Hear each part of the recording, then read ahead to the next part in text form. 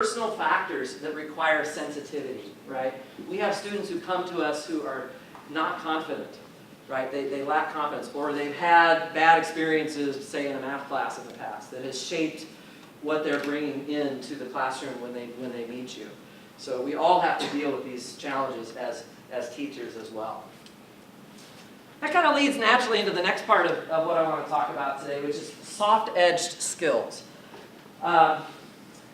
This is a really a key part of both the hike master life and the teacher life. A good outdoor leader, I use this slide when I teach my leadership and safety class, has to have a lot of hard-edged skills. They have to plan their trips, they have to know what they're getting into, they have to make tough decisions and deal with conflict and crisis. We do the same thing as instructors, and in fact we usually we tend to evaluate teaching in this side of things. You know, was the person well prepared? Did they know their stuff? Did they know how to get through difficult situations in their classes? These are things that we all have to be able to do as teachers. But I think sometimes, you know, so that a good teacher has those skills, but if you really want to have like absolutely super teacher is somebody who also has these soft-edge skills. So this is what I wanted to point out, is things like developing trust. Hike master has to do that. If you want your hikers to follow you in certain places that are kind of scary, you need to trust that person. Communicating with sensitivity, genuine care, and inspiration for your group. This can be for a hiking guide or for a professor, an instructor. You want, as an instructor, to look like you are part of the solution. You are helping those students to get to the top of the mountain. You're not an obstacle to getting to the top of the mountain. And so you want to try to create that mindset for your students. Soft-edge skills will do it. If you have those soft-edge skills, and many people at Cal State Fullerton, vast majority of people have these skills. It's so critical. If you have the soft-edge skills, the people that you're leading, they want you to be their leader. They want you to take them somewhere they've never been before, to show them something new. They want to take your class. They want to do research with you. If you have the soft-edge skills, that's possible. So, and also, sometimes they'll come to you and make your life easy in terms of projects. So a student might come to you to discuss some sort of a project that they want to get involved in. This happened to me a few years ago with this guy. This is Jairo Aguayo. He is now a teacher in the Anaheim School District, and he graduated a couple years ago with a master's degree. But he came to me one night.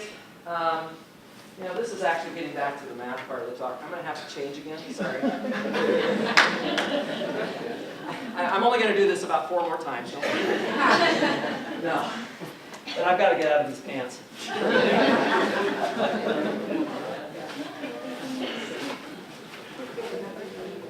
He came to me to talk to me about something that isn't even my research field. I hope I'm not messing up this mic. Okay, we're good. He wanted to talk to me about Fibonacci numbers, which isn't even my thing per se, but you know, I thought, what the heck, let's do it. So the Fibonacci numbers, many of you know what these are. You start with the numbers 1 and 1, and then you just add 2 consecutive numbers to get the next number. So after you have 1 and 1, you can generate this whole sequence of numbers. So he came to me and he showed me that it's actually possible to arrange these numbers in a different way.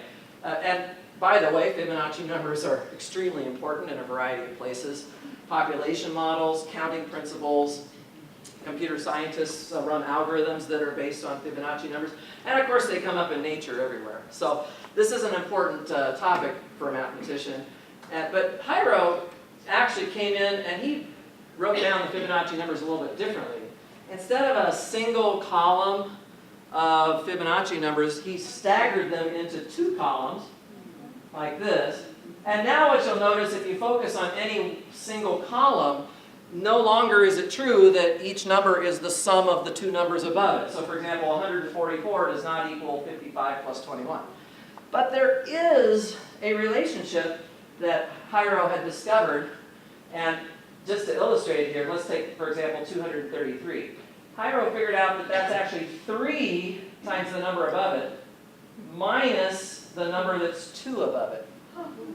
And this is actually true in every single instance on this slide. If you arrange these numbers into two columns, what you're going to find is that there's a multiplier of 3 and a minus sign on the number that's 2 above the original number. Okay, so cool. Turns out this goes on. And so you can arrange these numbers into 3 columns. So again, you're just staggering the original list of Fibonacci numbers into 3 columns here. And there's, again, a pattern, but it's different from both of the 2 patterns I showed you before. Namely, each number is now 4 times the number above it, plus the number that is 2 above it. It's a different relation, just based on how you're organizing these numbers, right? Yeah, I didn't come up with this. Talk to Hyro about it. I don't know how he found it. Anyway, so the multiplier this time is a 4, and we have a plus sign. Well, you can keep going, and you can arrange these numbers into any number of columns that you want, and it turns out the multipliers that you get, these red numbers in the middle, form a very interesting pattern of their own. 1, 3, 4, 7, 11. These are the so-called Lucas numbers. It's another sequence where you start with 2 numbers, 1 and 3, and then you simply add those 2 numbers to get the next number. 3 plus 4 is 7. 4 plus 7 is 11. It's the same relation that the Fibonacci numbers obey, but with different initial conditions, essentially. So, turns out there's a whole formula. So he came to me, and we tried to get this general formula. There's the multiplier, the Lucas numbers. The K is just the number of columns that you put these Fibonacci numbers into. And you can essentially come up with this is a new relationship. Now granted, there are lots of relationships that are well known among the Fibonacci numbers, but this is a new one that Hyro was very pleased to have found. He published this, he went to this meeting and presented his work to a group of mathematicians. I went with him 3 years ago to the NCTM meeting in Denver, and we presented that work there. So he's had a lot of success out of this simple observation about Fibonacci numbers, which of course is something that is a very, very important and practical area of math. Oftentimes it's not that simple. Usually it's the professor coming up with the project to share with their students. And means that we need to think about good projects, and that's the 4th area of my presentation here, is how do we find good projects for our students, because that is what will generate more of those aha moments, more of those mountaintop moments. So I just put down, I've thought about this a lot over the years. I have worked with a lot of students on projects, and through my failures and experiences have learned a few things. And these will primarily feel like common sense, I have a feeling. Questions that are easy to understand and that students can get involved in quickly are important, because we want to keep their confidence going without getting bogged down too early on. We're hoping that our problems have quick avenues to explore. This is really in any field, not just mathematics. We want easily accessible problems. Simple cases of the question should be easy to think about, right? We shouldn't have to think about the hardest thing first. Lots of examples and contexts that we can use. And the project should be one that can evolve or lead to new projects. You know, I always feel bad when I come to a project and say, oh, that project is over with. Okay? This Fibonacci project is not over with. Okay? I'm still working on it with another student now from a totally different perspective. There's lots of ways that we can continue to grow with the projects that we work on. The best projects always lead to new projects. They're never really finished. And that's true in the mountain world as well, for me at least. So about 7 years ago, I became a hike master, and I said, you know what, I want to climb all of the tall mountains around me. So this is just a list. Don't take notes on this. Not necessary. This is a list of the 10 tallest mountains in Rocky Mountain National Park, and I sort of said, yeah, I want to climb all of those. Okay, so I did it. I climbed all these peaks, which I look at every day out there, which is really kind of cool. But then I said, well, what am I going to do next? I've climbed them all. Well, so then I took a map of the entire park, and I said, I want to climb every mountain in the whole entire Rocky Mountain National Park, of which there are hundreds of mountains. And I've climbed pretty much all of them, except the ones that are like super, super scary. So I've done a pretty good job of crossing those off. So I'm like, well, what's next?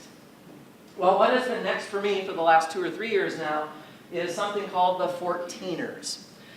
These are mountains that are 14,000 feet tall or taller. There are loads of them in Alaska. There's one in the state of Washington. There's about 13, I think, in California. And there's 58 of them in Colorado. There's 58 14,000-foot mountains. I have climbed 47 of them now. I'm almost there. I needed to...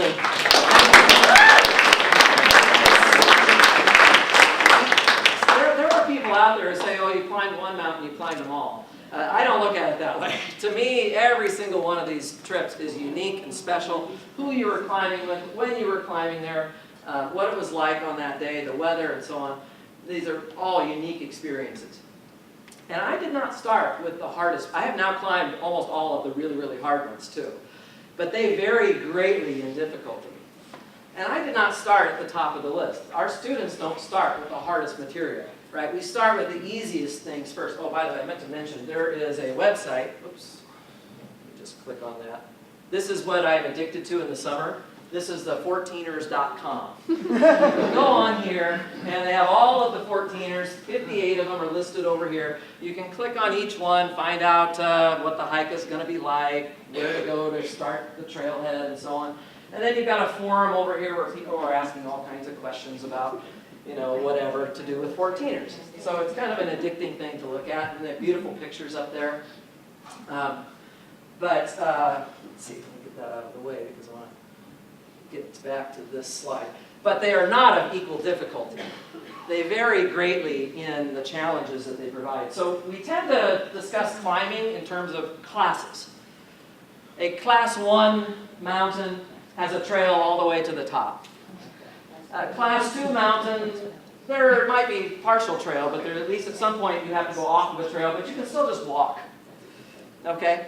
Class 3, okay, now you need your hands. You're going to have to scramble a little bit. And if it's a class 4 climb, this is all a little bit subjective, but class 4 means you must use your entire body to make moves. Okay, it gets rather tricky. Class 5 is ropes are required. I have never done a class 5 climb. I'm not really a rope type of person, and luckily for me, none of the 14ers are class 5. But there are some tough ones. So Mount Elbert is actually the tallest mountain in Colorado, happens to be a class 1 climb. I did that 4 years ago. There's a trail all the way to the top. Mount of the Holy Cross, a couple years later, you can kind of see there's no trail, but I can still walk on that terrain. By the time I got to Crestone Needle the next summer, now I've got the helmet on, and it was also a very foggy day. It was kind of an eerie experience, but we climb up this really steep gully to get to the top. Had to use my hands for sure. And then we come to the hardest 14er in the whole state. So this is a journey that has taken me to some things that, I never would have imagined 3 or 4 years ago I was going to do this. Just as I don't think Jairo would have imagined that he was going to do a master's in math and just do a whole bunch of research while he was here at Cal State Fullerton. Right? Our journey changes as we go along. This is the hardest mountain in Colorado. The 14ers.com users have rated it that way. I have done it. I would rate it that way.